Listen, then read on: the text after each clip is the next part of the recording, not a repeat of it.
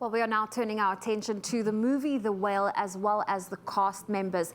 Now, last year, our very own movie guru, JP Sebastian, he was able to sit down with them to ask them the hows and the whys about their roles. And here he is with Sadie Sink, as well as Chau. Hey, so we've got Sadie Sink and we've got Chau. I had to put down in my notes here, please don't just chant Chau for 5 minutes straight. You guys were incredible, both of you. This movie made me cry, and your performances, it rocked me, and I'm sure it will rock many, many millions more people to the core. Sadie, you're doing something that I think is quite unique, especially for a character that you might think, oh, you know, coming of age, et cetera, that kind of thing. But similar to Charlie, you're not just sort of a noble, marginalized kind of character. You're not something someone can hand wave and say, oh, it's a teen acting out. How did you build this ferociously intense angst in Ellie? I mean, I never really bought into the whole like teenage angst thing. I never saw it as that. I saw her as someone in pain, and she was lost and scared. And she's also, you know, she's also very twisted too, which was kind of a fun part to explore. But yeah, I think the biggest thing for me was just like really justifying all of her anger and digging into where it's coming from, so that it didn't, you know, she couldn't just be dismissed as an angsty teen, because she's not that. She's got a lot of issues, but there is a good person in there, I think. It's up for debate, but I think there is truly an amazing person, as Charlie likes to say. Yeah, in my question, by the way, I scratched out the word teen angst, because it's just something, like you said, more elemental and more pure that she deserves. Yeah. The word understandably angsty as well is in the question. Sorry if I didn't relate it. So, Hong, I've had a double dose of you now, the menu as well. Good grief. What a talented person. That's ridiculous. How your laser focus is frightening. Just down to there's that specific scene even on the porch where you're interrogating Thomas, and in the way you unspool your neck to look at him, I was like, that's a whole paragraph in that movie. Like, you hear a lot of descriptions of like acting as instinctual. Was there some facet of it, of your approach as well, that was academic, or is there a mix between like instinctive and academic? How did you breathe life into Liz? Yeah, I think it's always the beginning part is just reading the script and reading it and analyzing it in that way. So I guess that part is analytical, but then.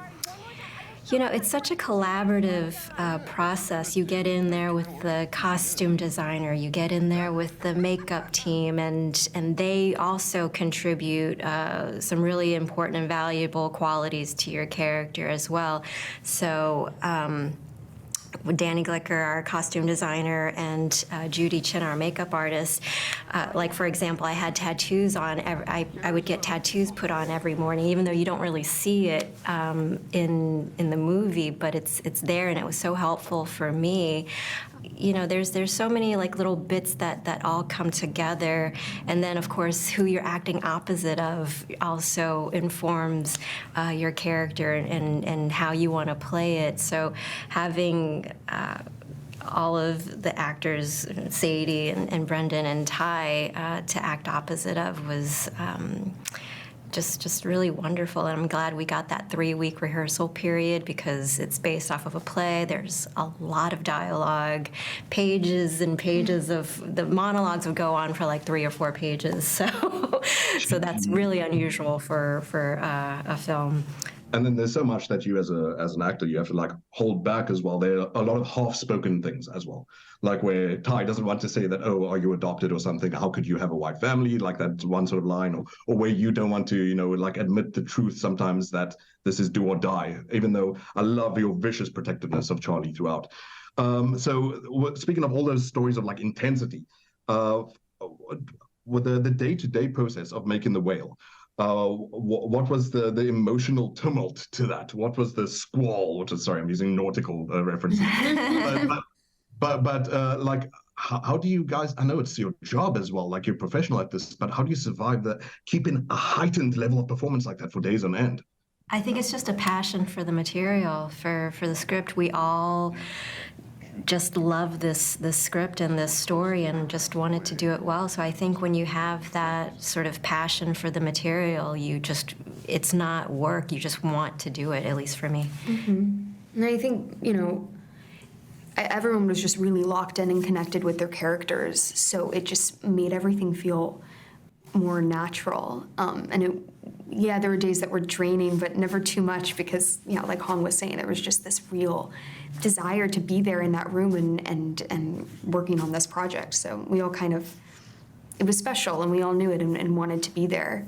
So guys, again, congratulations. It was incredible. And I think that true to the thesis of the movie, you're going to prove to a lot of people that truly they are incapable of not caring. I came out of this film wanting to tell the next stranger, like Peter Mandan, are you okay? How are you?